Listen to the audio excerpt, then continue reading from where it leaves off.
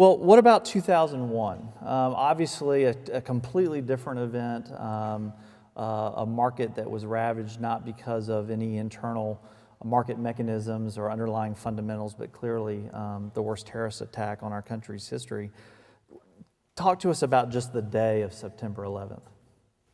9/11, I was supposed to go give a speech in Richmond and pitch a company that ended up not coming to the New York Stock Exchange. And we were in a car traveling out to LaGuardia Airport when we heard that a plane had flown into the World Trade Center. It was a beautifully blue sky like yesterday here in downtown Birmingham, and you wondered what idiot could fly a plane into the World Trade Center.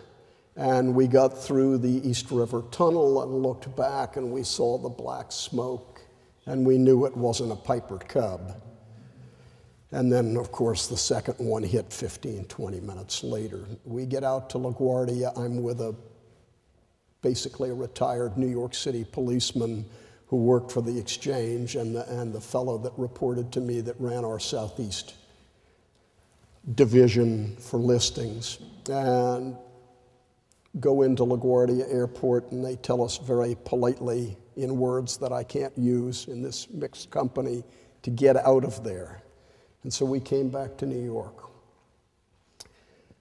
Beck, the memory that will never go out of my mind before I talk about the exchange itself was I heard the first building come down, the South Tower. It was a 15-second, thank you know who, I wasn't there, but the sound will stay in my mind forever. I mean, it was what I thought an earthquake in lower Manhattan would sound like, very quick and very sharp. I get back to the exchange. We are fully operational. The interesting thing about 9/11 and the World Trade Center is those that were west of Broadway, and Broadway bisects lower Manhattan, cuts it almost in half, east to west. Those that were west of Broadway had no heat, light, telephone service because Con Edison and Verizon had substations, both of the companies, in the World Trade Center complex. Those of us on the east side of Broadway were fine. So the first dilemma for the New York Stock Exchange is here you are, ready to operate, ready to open, unimpacted totally, but 50% of your customers can't come to the party.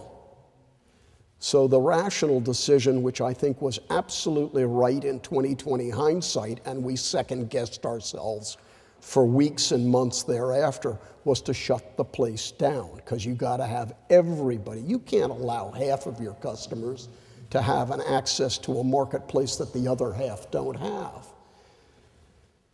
We got people out of the building once the police had, pretty much figured out that there weren't a lot of bodies in those two buildings.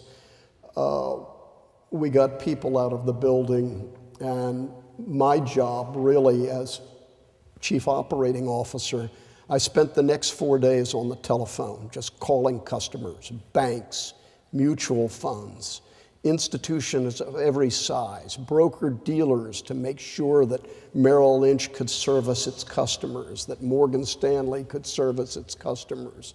And there were meetings, you know about meetings, Steve. Everybody knows about meetings.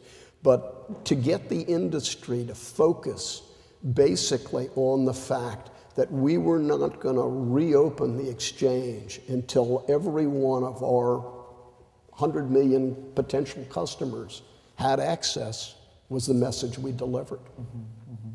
How long did the exchange end up being closed? We didn't open that Tuesday. We reopened that following Monday. You were serving as president and chief operating officer at that time. What is the role of that position within the exchange then, and perhaps if it's different today? And specifically in times of market catastrophe like 9/11, or when markets correct, and what's the role of the president of the exchange? I'm sure there's a public relations role, but I'm sure there's also an operational role that takes place. Give us some sense of those. Well, we had a very visible chairman and CEO who was very happy to be in front of the camera.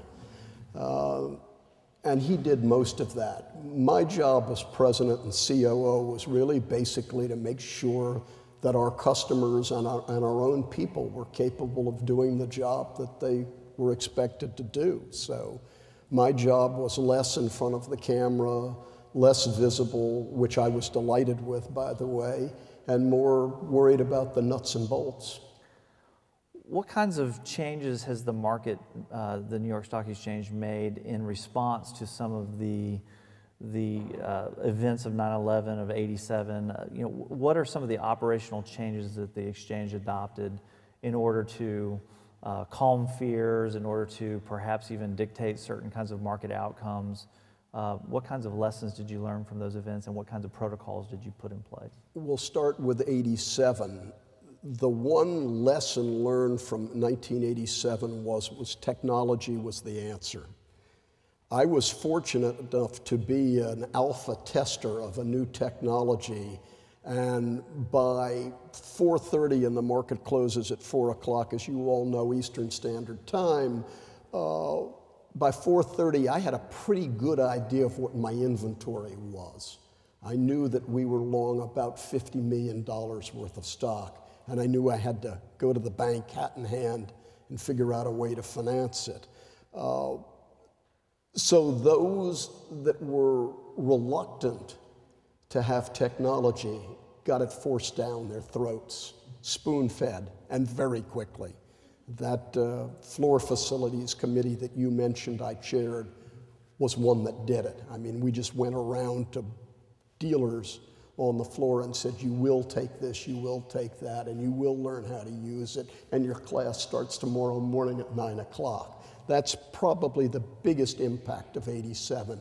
In 2001, so ordered by the SEC and other government agencies, was the idea of backup facilities. So today the exchange has a fully operational backup facility, which they don't tell anyone where it is, but it's about 5 miles due east of Manhattan. And, it's in a building, in a place, in one of those burbs outside of downtown Manhattan. And that is great because I think all of us as an industry, the Merrills, the Goldmans, the banks, everybody learned that you can't rely on one processing center. Were there other mechanisms put in place that would stop trading, for example, if the market fell below a certain amount?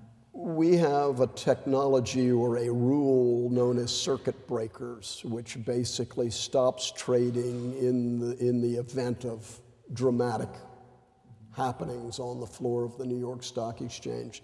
And those circuit breakers fluctuate with the value of the Dow Jones, the prior 30 days average. So yes, there are methods, and there were methods then to stop trading. It's not the first time the exchange has stopped trading. Were those mechanisms not tripped with the current market corrections that we've seen over the last couple of weeks, for example? There has been no total shutdown of the markets.